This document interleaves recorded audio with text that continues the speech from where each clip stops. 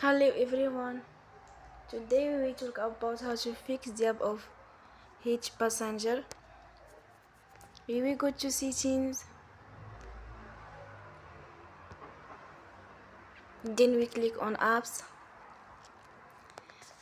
After that we will search the app Heetch passenger and we click. Then we will on for stop. After that we will go to storage. Then we click on clear cache.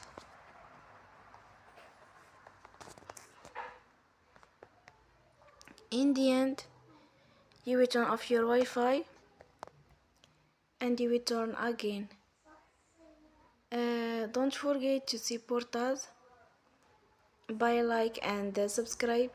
See you next time and thank you for watching.